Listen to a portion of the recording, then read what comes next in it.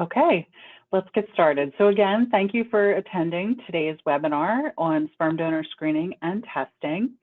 I am going to just do some introductions to get started. I am Michelle Ottey. I'm the Laboratory Director and Director of Operations of the Cryobank. I am not pictured on this slide because you're looking at my face.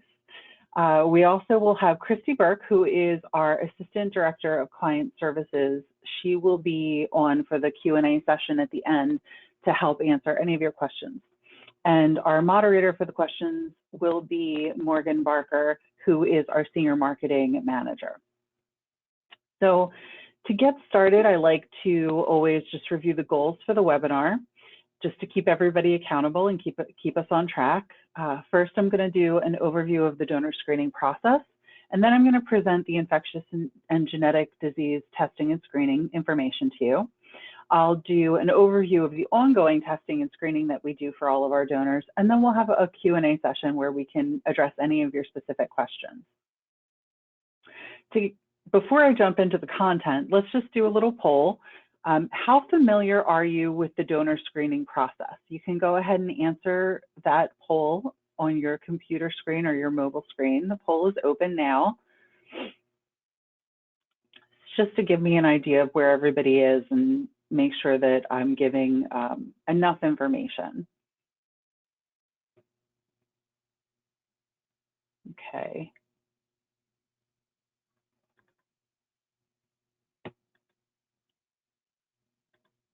Okay, great. So it looks like the majority of people are either beginners or have a medium understanding of the process. Great, this is the perfect webinar for you then. Okay, get started. All right, so I'm gonna start at the very beginning. Donor recruitment, excuse me. We recruit healthy prospective donors in various ways. We have 6 locations throughout the United States.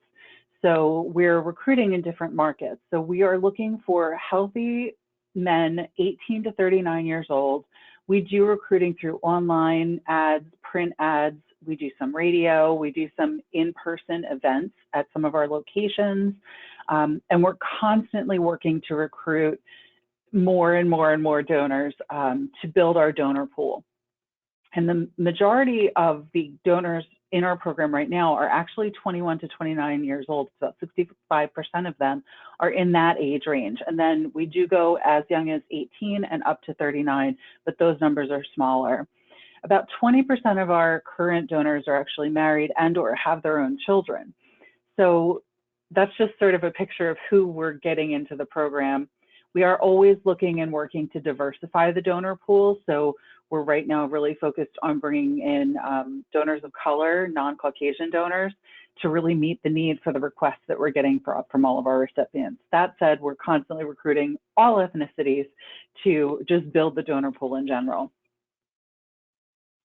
Okay, once the donors start the screening process, they have to go through multiple steps, and it goes from an online initial application to a medical application through to the semen sample screening, through to the infectious and genetic disease testing and screening. And I'm going to go into each of those things in more detail, but I think it's really important to know that it is not easy to be a sperm donor. There is sort of a myth or a misconception out there that you can just sort of walk into a sperm bank and say, I want to donate my sperm. That is not the case. Less than 1% of the initial applicants actually go through this whole process to make it into the donor program. And that has to do with everything from their family medical history, their own medical history, semen sample quality, infectious and genetic disease testing, all the way through to being able to commit to the program and the lifestyle that's required in order to be healthy and have a good, healthy semen sample. So as I said, everybody starts with an initial donor application, and this collects various information about the donor, the applicant's suitability and eligibility. It's asking them about their social history, lifestyle questions, things that would be indicators of possible sperm quality or semen quality. So, about their diet, about their sleep and exercise routines, about their health and wellness, if they're on any medications, if they have any diagnoses of medical conditions, and then it collects their family's medical history. So it's a self-reported questionnaire online that collects 3 to 4 additional generations of medical history, the donor, the donor's parents, the donor's grandparents, and then if the donor has their own family, we collect the information about their children. And the reason we're asking all of those questions is for medical suitability, mostly. We want to see what kind of medical history the donor and his family have so that we can present that information to you in the medical profile, but also to rule out any potential hereditary issues that might exclude him from the program. Okay, at that point, if everything looks good on the medical application, the staff will contact the prospective donor and invite them in to screen. And what that means is that they're going to come to one of our locations. They're going to complete some screening questionnaires. They're going to interact with the staff. We're going to verify their identity through use of an MIS fingerprint. It's a biometric fingerprint, thumbprint reader, and photo ID. They're going to come in 3 to 4 times over a 2 to 4 week period to produce semen samples.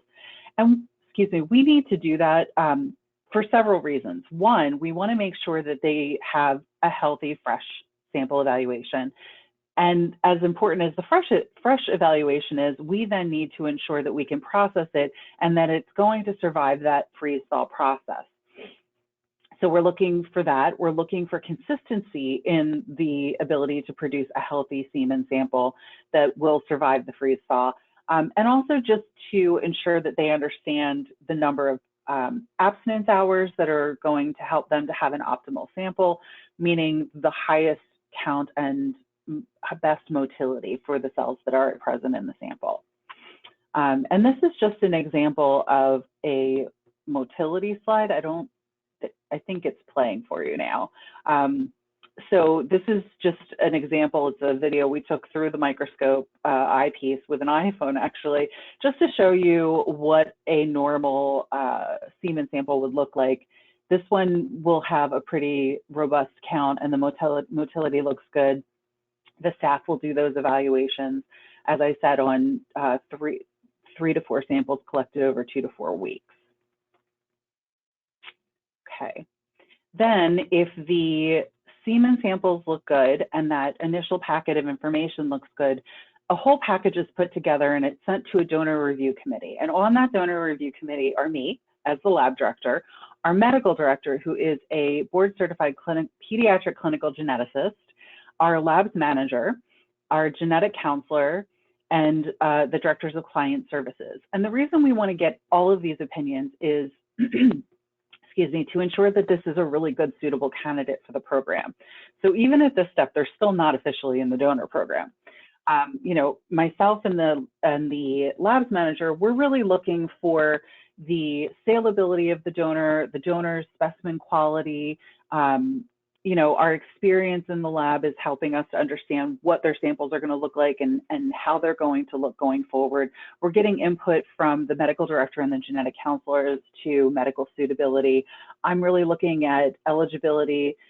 We are regulated by the FDA, and so the donor, there are certain qualities and characteristics and questions that the donor has to answer that basically inform his eligibility. And then of course, we're getting input from client services, who has all of the experience with you all, the recipients, and is able to give us feedback on the donor's availability as well.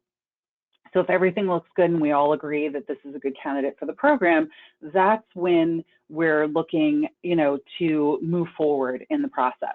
So we're looking at that medical application. We're looking at details that were collected through the in-staff donor interview.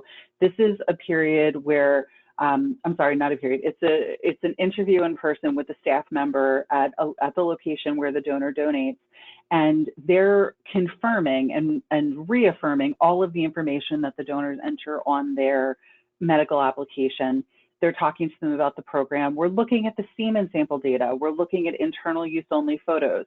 The staff has completed a criminal background check, and the prospective donor has completed a psychological evaluation, which is the PAI, or Personality Assessment Inventory.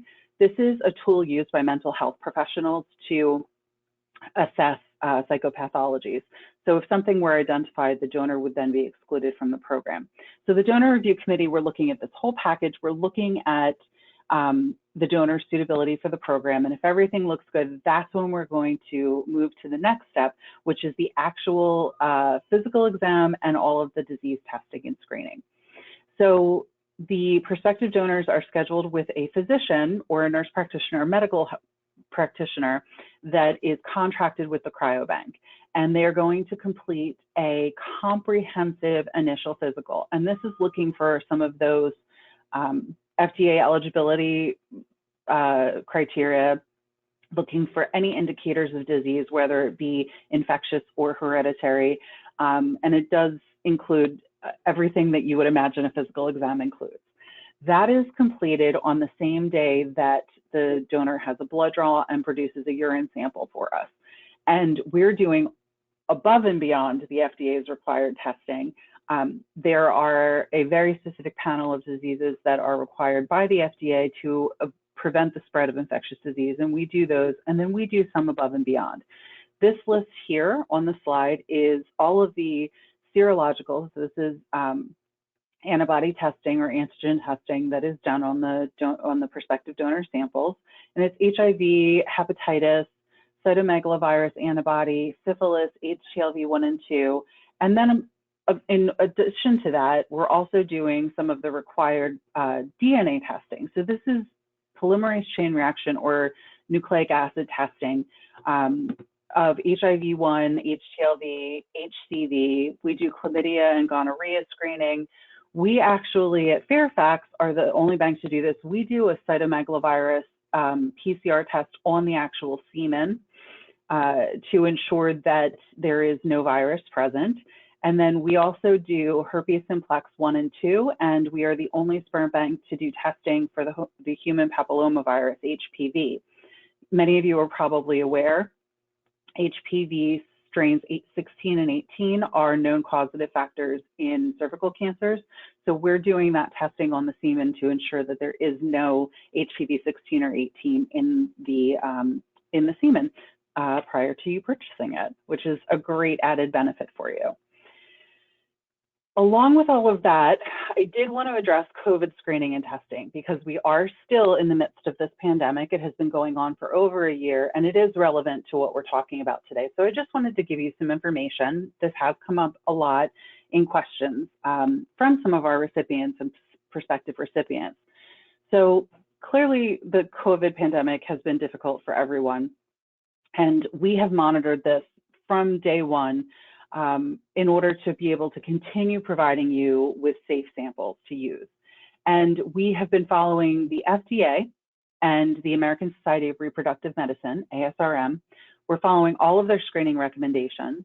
We have our donors, we're already completing a screening questionnaire with every visit that collected information if they had any symptoms or illnesses, but we've added very specific COVID language in there as recommended by FDA and ASRM.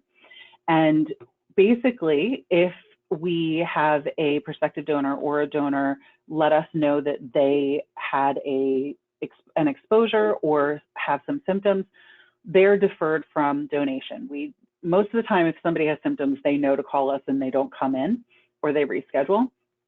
But in the case of COVID, there is a specific deferral period of at least 28 days. And we're testing. We work with our molecular infectious disease lab, which is part of genetics and IVF, located down in Fairfax, Virginia, our parent company. And the MIDL lab is able to complete the diagnostic RT-PCR testing for COVID. And so if a donor has known or suspected exposure, or if they have symptoms, if they're symptomatic, we will do the testing. And if they are found to be positive, they're deferred for either 28 days if they're asymptomatic. If they're symptomatic, there's a period of deferral after their symptoms have diminished. And then in order for them to return and begin donating again, they have to have 2 negative diagnostic tests through the MIDL lab within 24 hours, demonstrating that the COVID virus is no longer present. All of that being said, I do want to also convey to you that there is little to no evidence that the SARS-CoV-2 virus actually exists in semen. There were initial reports that it was found in semen or testicular tissue out of China, but the recent publications that have come out since in peer-reviewed journals have all demonstrated that people either with active COVID infection or convalescing from a COVID infection have not had the SARS-CoV-2 virus in the semen. So we are going above and beyond to protect and ensure that we're not collecting from men who are infected. But even that being said, there is still no evidence that it can be sexually transmitted through semen. So that's our COVID screening and testing. If there are additional questions, I'm happy to answer them during the Q&A session. And then I just want to talk briefly about our genetic screening,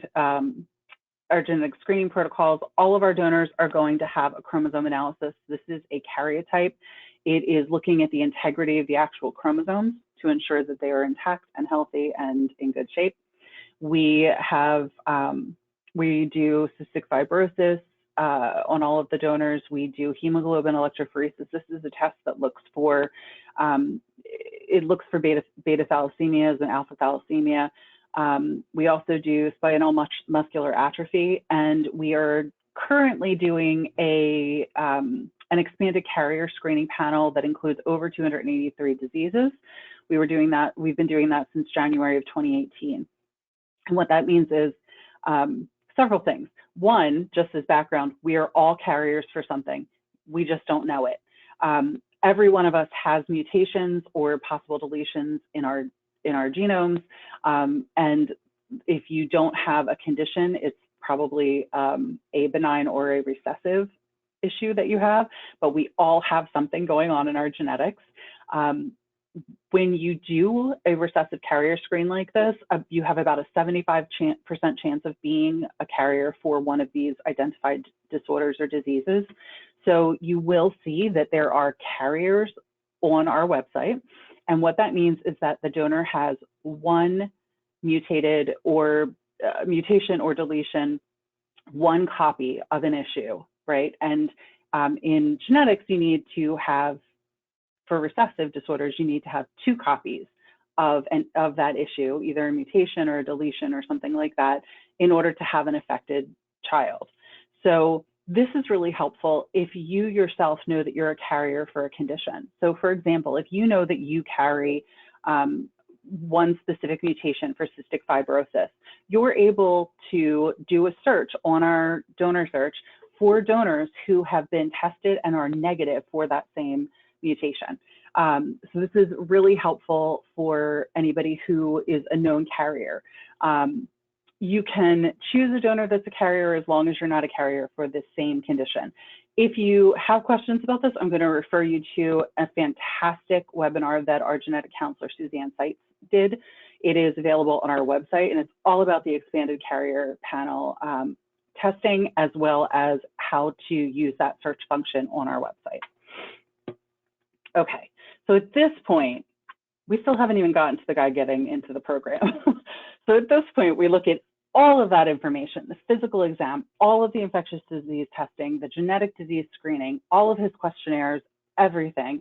The donor review committee reviews all of that, and if everything looks good, then he finally makes it in and becomes part of the donor program.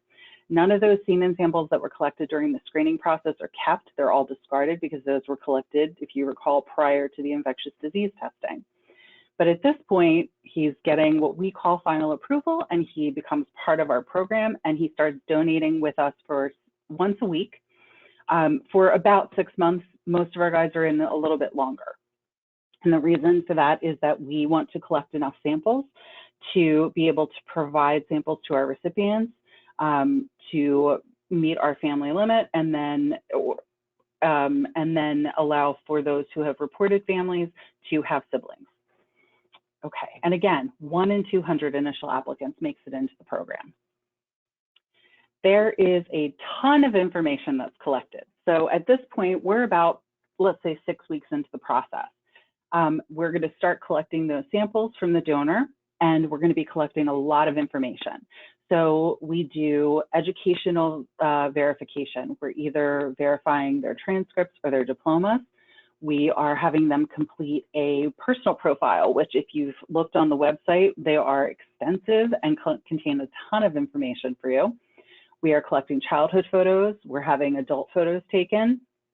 The donors are completing essays that give you more insight into their personality. They are completing a personality type test, and they're doing an audio interview with a staff member where they sit down and they answer a ton of different questions that give you insight into their personality and their character. So it's everything from, you know, what was a favorite vacation when you were a kid, or how did you like to spend your time as a child, to what's a favorite book that you've read, and tell us about a favorite character. So along with that information, you're also getting to hear the donor's voice, which a lot of people find very helpful when they're trying to choose a donor, because it gives you a little bit of insight into who they are. So we're collecting all of that information, we're building those products for you, and that's all taking time. And so the donors are then going on and producing samples. Now, one of the questions that often comes up is, what's the difference between an ID and a non-ID donor? The first thing I want to tell you is that starting this year, we are only bringing in new donors, prospective donors that will participate as ID. You may still see some new non-ID donors go up on the site, but that's because they started prior to this year. The difference is really just one thing. Our non-ID and our ID donors provide the same information, the same amount of information for us, and we have all the same products for you. The only difference is that ID donors agree that when your child is 18 or older, they will agree to release their contact information to your child. So we don't release to recipients, we only release to the donor-conceived individuals who are contacting us and requesting that information. And the way that it works is the donor-conceived person, your child, will contact us. They will complete a form. We're going to verify all of that information. Once we verify the info, we're going to proactively reach out to that donor before we give the donor-conceived his information, just as a courtesy, to give him a heads up that there's been a request for information, but also to ask if there's a preferred method of contact, because that might be a better experience for everybody if they know what the preferred method of contact will be. So they'll respond to us. We'll then release that information to the donor conceived, and they will then have their contact information, their name, phone number, email address, all of that.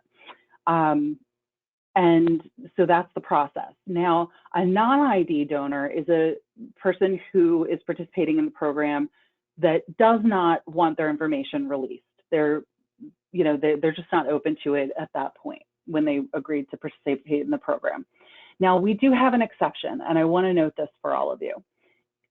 Some non-ID donors have agreed to release their information. Upon retrospect, things change, your experiences change, and each year after the donors are retired, we ask them to complete an annual update. I'll talk a little bit more about this in a couple of slides. But at that time, if the donor was a non-ID donor, we're asking them if they would be interested in releasing their information. And if they say yes, if they'd like to do that, they complete a form, and basically that form has to be notarized, and they return it back to us. And what that means is their brand code is not changing. They're still going to be non-ID on the website. But what that means is that if your child is registered and contacts us and wants that information, we will follow the same process as we would for an ID donor for them. Now, you'll be able to see if that's the case on the donor summary profile.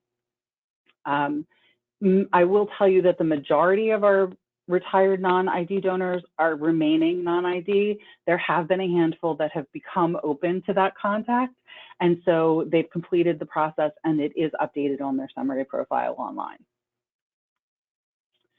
So as the guys are in the program, they are continuing to have eligibility screening at every donation. Okay, so they're completing a form at every donation to keep us abreast of any changes, any travel, any illnesses, anything like that.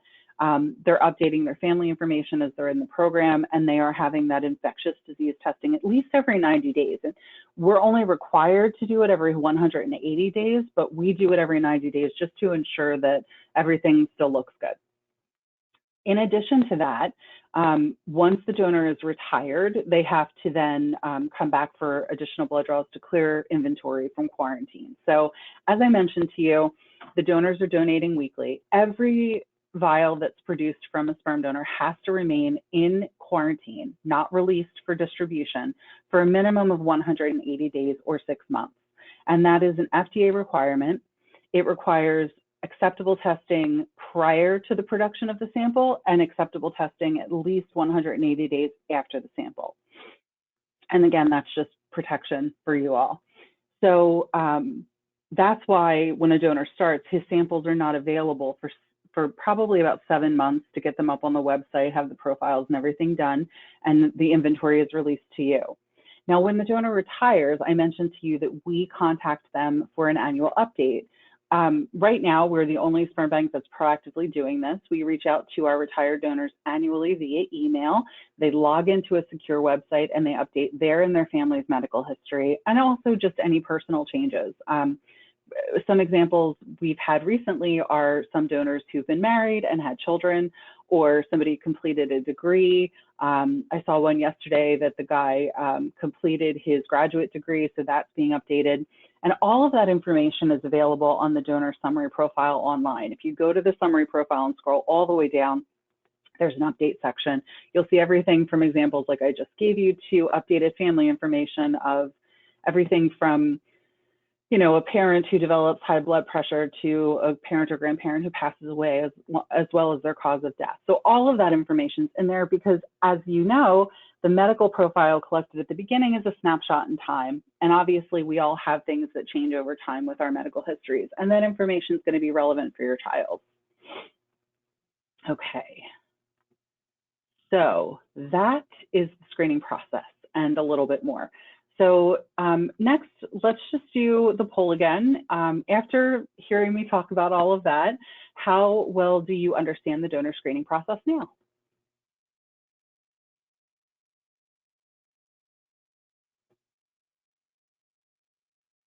Okay.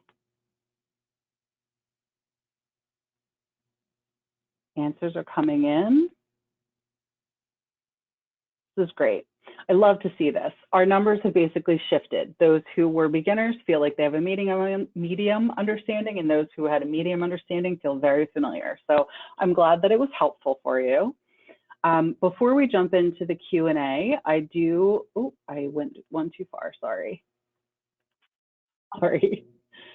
Before we jump into the Q&A, I do want to share a promo code with you, Screening Webinar 2021. This will get you access to the full unlimited access package through the end of March. So take advantage of the savings of $149, which is really great. And the unlimited access package is fantastic. You're able to view all of those products that I talked about at no additional cost for all donors. So now I'm going to invite Morgan and Christy to join, and we are available to answer your questions. Hi, everyone. If you want to go ahead and put your questions into the question box on the webinar sidebar, we have a few coming in already. So the first one here, someone wants to know, how much are the donors compensated during this process? Sure, so that varies. I would say it's about $100 a week that they'll get when they come in. We look at it in terms of reimbursement because they are taking time out of their work or school schedule. They are also maintaining specific abstinence hours, and they also have some cost of travel to get to the location. I had saved some donor profiles to my favorites, and I see now that some show the restricted status. Why is this? So if a donor becomes restricted, that's a great question. What that means is you can see, sorry, I'm like talking over myself. When a donor is restricted, that's because we've had a report of something in an offspring. So basically, when a recipient has a child, if there are any medical issues or concerns, they will report it to us. Our genetic counselor and our medical director work with the recipient's medical provider and get the medical records, review everything. And if there's the potential that the donor has contributed to that issue, they will be restricted. And that may mean that they can't be sold at all. It may mean that they can only be sold for siblings. So you can check in CS. Christy, will you and CS be able to give them more information? Yes, and if we are not the right person to assist, we'll get them in touch with our genetic counselor who can help, definitely. Yeah, but this is a good opportunity. If I could just share a little bit more information, this is a good opportunity to really plug the importance of two things. One, reporting pregnancies and births to us, because that's how we rely on tracking the families, but also staying in touch with us and letting us know if there are any issues. You know, anything from anything really, any issues, because we want to be sure that the donors that are being distributed are suitable. That being said, you know, as I said, we all have something going on in our genetics and our health histories, and that develops over time. It's great when we're notified of an issue, because then we can do that assessment to know if there's any contribution from the donor side, and then to proactively reach out to anyone who's purchased that donor and let them know. Great. Given the more extensive recent testing, how are older donors' updates handled?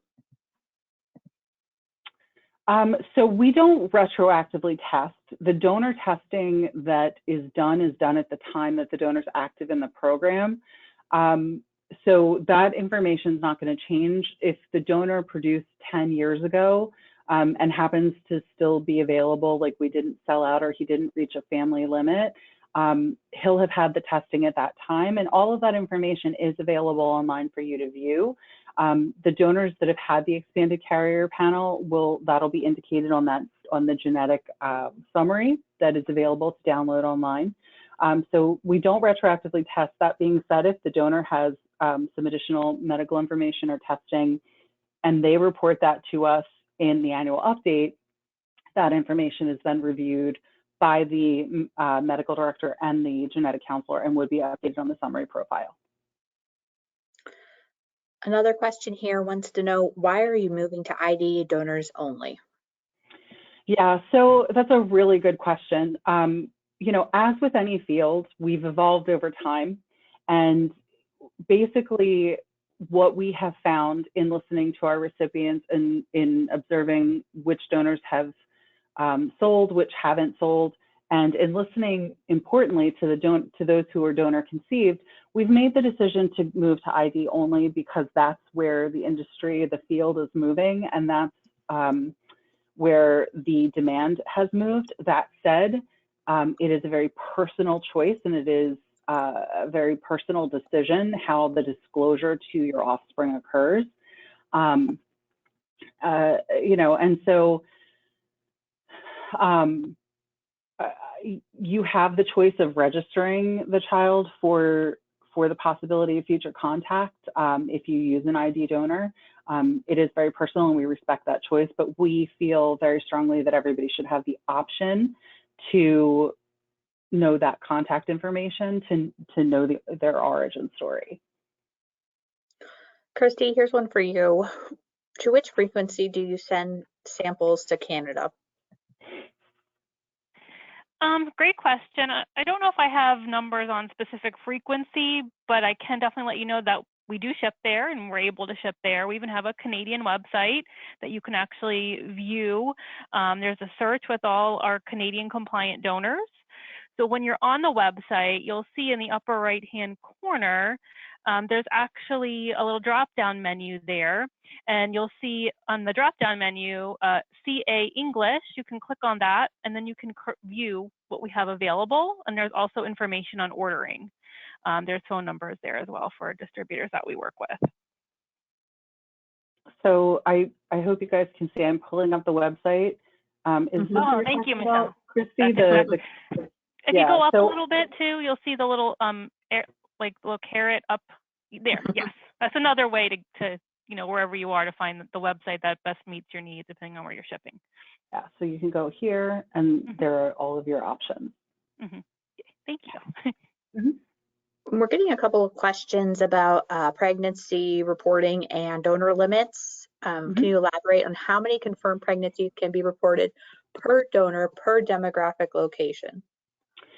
So the American Society of Reproductive Medicine, ASRM, their guidelines state 25 births per population of 800,000. Now, that being said, Fairfax made the decision many years ago that we were going to stop distribution of donors to new recipients when we have 25 reported births. So if you report a pregnancy, that's great. We then do need you to return and report that birth to us. So if we hit 25 families in the United States, we're then only going to distribute additional samples to reported families for siblings. In terms of internationally, we follow whatever the international locations restrictions are for family sizes. One off the top of my head, for example, in the UK, it's a limit of 10 families. Their country and population is much smaller than in the US, so they have a smaller family limit. So again, it is based on reported births. Okay. And then another person wants to know how you verify the pregnancy reporting, the self-reporting. Christy, do you want to? Yeah, definitely. So when reporting a pregnancy, you can actually do it online. There, you can call in and we can help you that way and verify your information, as well as with every shipment going to your physician, we include a pregnancy reporting form that is already pre-populated that your clinic can just fill out and send back. But everything is linked to your account number and your order number. So our system is able to verify and recognize that it's linked together, and it will make sure not to duplicate the information, which is really important. So everything is linked back to your account and verified that way. And while we're on the subject of the pregnancy report, another question came in. Once someone has reported a pregnancy, does that person get priority on new vials that come available for the donor using a wait list or some other mechanism? Not exactly, no. I mean, we do try to keep it fair to all of our clients. Purchasing has always kind of been a first come, first serve situation, but we do have waiting lists, depending on how many clients are able to be added at one time, which is currently 10 clients. So we can help you and see us to see if we can get you on that list. This brings up another good point, though, is that I highly recommend that if you have the capability to do it, when you originally purchase with us, go ahead and purchase a little bit more than you think you might need. You can store with us indefinitely. We can store for you as long as you need. And if the vials never leave our facility, you always have the option to return them back to us for 50% of the original purchase price. Again, you could be 20 years down the road, you can return them back at 50%. They just can't leave. Since we can never guarantee our availability at any time, this is really the only way that you'll ensure, 3 or 4 years down the line when you're ready to have your second child, that the availability is there for you. So we would highly recommend, if you can do that, talk with our CS team and we can, walk you through the storage options. Christy, another question for you kind of related to that. Is there an average wait time to expect available vials from a waitlisted donor? That's such a wonderful question. And I wish I had an exact, answer that I could tell you, yes, it'll be this amount of time every time. But we really don't have an exact time frame. And the reason for that is it depends on if the donor is still active in the program with us, if the donor still has additional vials pending to be released. There's a lot of factors involved. Can tell you, per FDA guidelines, all specimens have to be quarantined for 6 months. So, depending on if the donor has vials pending, it could be possibly somewhere in that time frame, but it depends. I would recommend that, if the client has a particular donor in mind, reach out to CS and we can give you a little bit more information. We can let you know if the donor is still active with us, if there are vials pending or not, to give you a little bit of a better idea of what the situation might be, but it will be donor dependent for sure. Just to add to that, as Christy mentioned, there is that quarantine period that's required. As I said, we are doing blood draws quite often I set it around every 90 days, but what I can tell you is that we do try to, I do monitor the inventory, and if a donor doesn't have inventory available on the website, on the catalog right now, and I see that he has doses that are over 180 days in quarantine, we will do additional blood draws to clear those from quarantine to make them available for sale. Mm-hmm. Oh. All right, switching gears a bit. This one's for Michelle. We got a couple questions about the psychological testing. During the psychological assessment, what would disqualify a donor? And another person wants to know how long we've been using the PAI testing. Okay, we implemented the PAI, and I don't want to give you the wrong information, but it's within the last couple of years. It has been at least 2 years, if not longer. I don't know about all of you, but the pandemic has completely messed up my ability to recall time. It's been at least two or 3 years that we've had it. And as I said, it's if a psychopathology were indicated in the results, the donor would be excluded from the program. So something like clinical depression or an anxiety disorder, or if there were indicators of anything even more significant, such as bipolar or schizophrenia, anything like that, borderline personality, if a psychopathology is indicated, they would be excluded. Okay. Are new donors being released daily as they are approved and accepted in the program, or do you do a larger drop in new donors on a weekly basis? Yeah, the donors are released as inventory becomes available. So a new donor, we don't release new guys on the catalog or announce them until there's inventory available for purchase. But we don't wait to sort of do a big drop of multiple donors. They're just, you know, if a guy's ready on a Tuesday, he'll be announced on a Tuesday. All right. Are you able to see if the donor has additional genetic testing, or if they're willing to, for example, to see if they are a BRCA carrier? So yeah, so if there's a test that you're interested in that we don't currently do on the donors, that would be a special testing request, and you can contact client services to inquire about that, and they will connect you with our genetic counselor who will look into that information for you. Another genetic testing question here. Some donors are tested for about 283 genetic diseases, but others are tested for less, like 22 or so. Is it still safe to use their sperms? Thank you for all the wonderful work you do. That's sweet. Yes, it is still safe to use the sperm. That being said, if you are a known carrier, it is really good to try to find a donor that has been tested, or you can go through that special testing request. The only difference is when the donor was in the program, there just wasn't expanded carrier testing available at that time, possibly. You know, as technology evolves and improves, we're really trying to evolve and improve with it.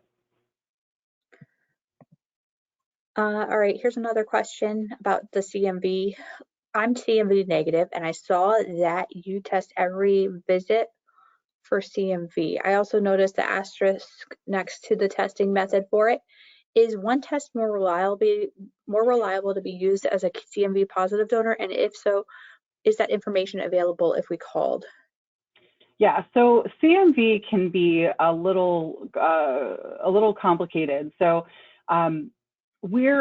many of us have been exposed to this cytomegalovirus over time, and if you have had exposure to the CMV virus, you're going to test positive as a CMV total antibody, which is basically just telling me I've had exposure. This is sort of similar to like if you're vaccinated by something, you'll then see by an antibody test that you have had exposure to it, and therefore you're vaccinated.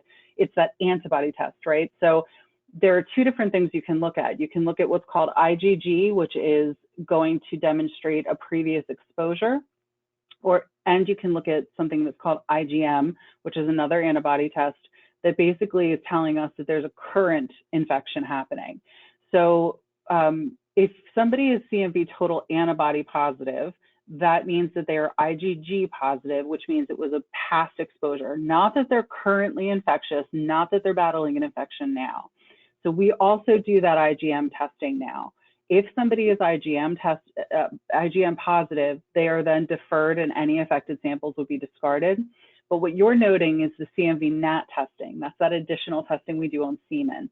And that's done every 3 months. And we would back test if there's a positive to determine when the seroconversion or when the person was exposed to the virus.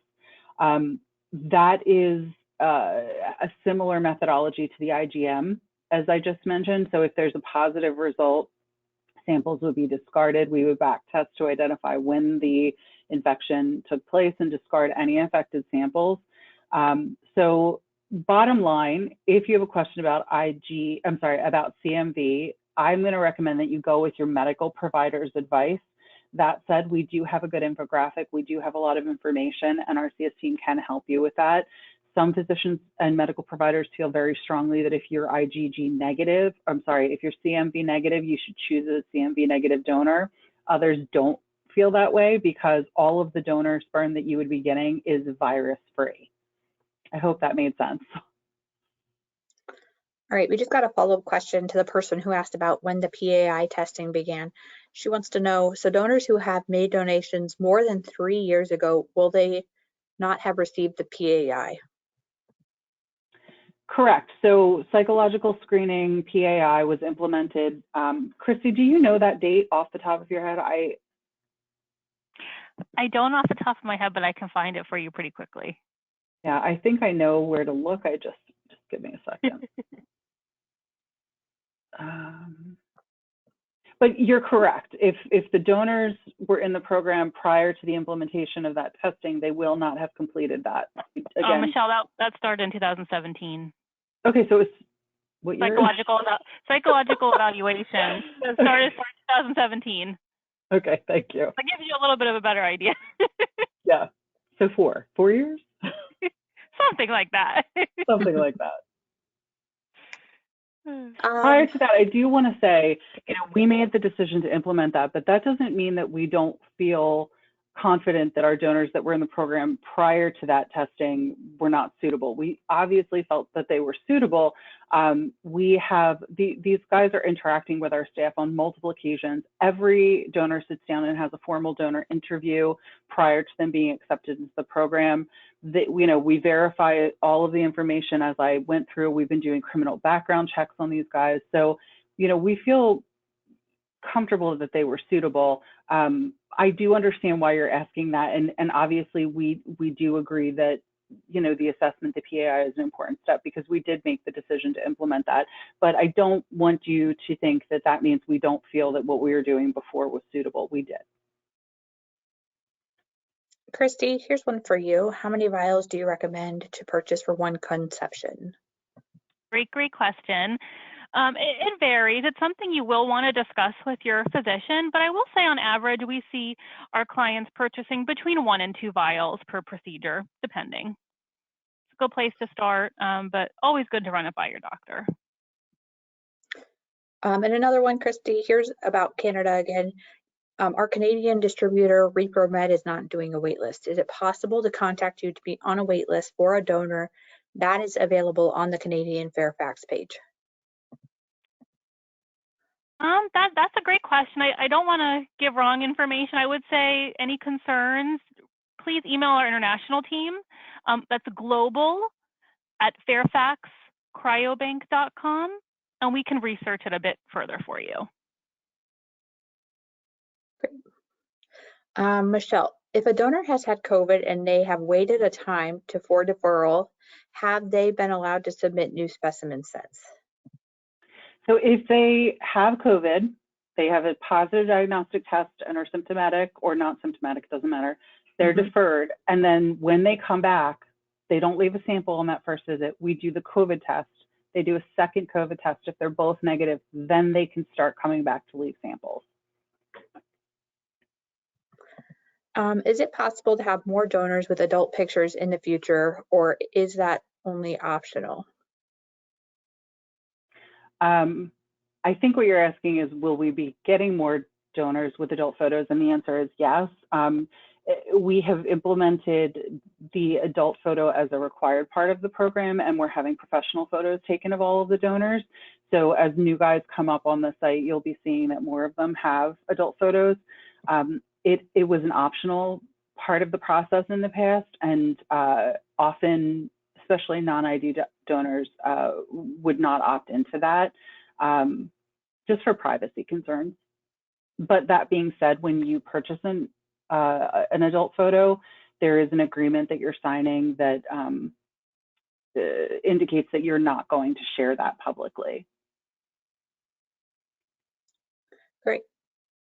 Another question here. We're almost done. I think we have 2 more questions left. Why is it that there are very few African-American donors to choose from?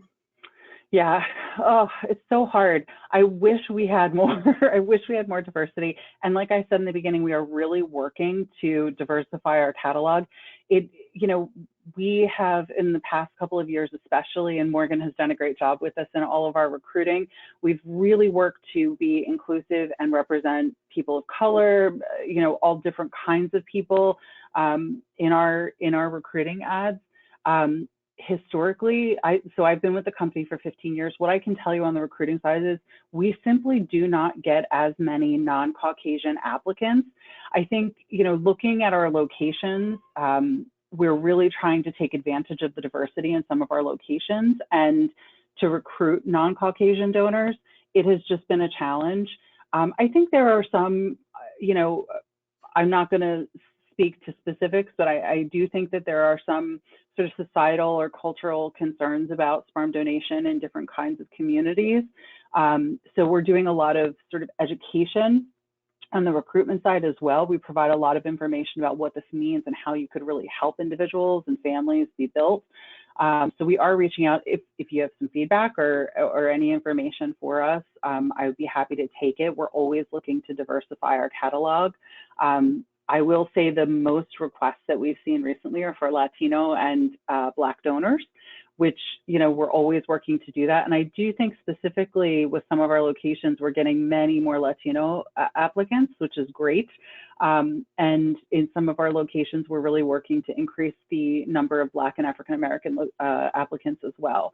So that is a priority for us, and that's something we are really trying to build because we want to be able to provide a diverse donor pool for our diverse recipient population to meet your needs. So we're working on it, and we're always working to improve those numbers. We just got another question coming in. Which cities or areas are the 6 Fairfax offices located in? So that information is all on our website. We're in Fairfax, Virginia. We're in Philadelphia, Pennsylvania. We have 2 labs in Texas, Austin and Houston, and we are in Roseville, Minnesota, and Pasadena, California. So we're really, we cover the whole country, and we're really looking for applicants in those areas. It doesn't matter where the donors produce, where we are processing that sperm and freezing it, it's all sent to our distribution center in Fairfax, Virginia for distribution. Great. All right, last question here. Make sure I'm not missing any. Yeah, I think that's all of them. Wow, some good questions today. The last one here is, will there be another webinar like this one? Sure. So we try to do the webinars every 4 to 6 weeks, and we have our next one we're planning for around the first week of May, and we're looking to cover the topic of how to pick a sperm donor.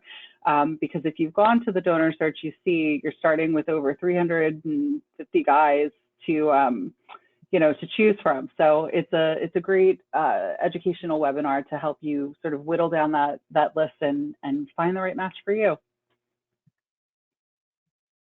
Anything else, Morgan? No, I think that's it. Great. Morgan, thank you. And thank Christy. Thank you, Christy, for being here today. Thank you. Thank you all for attending today's webinar. We hope you found it to be helpful in your journey, and good luck.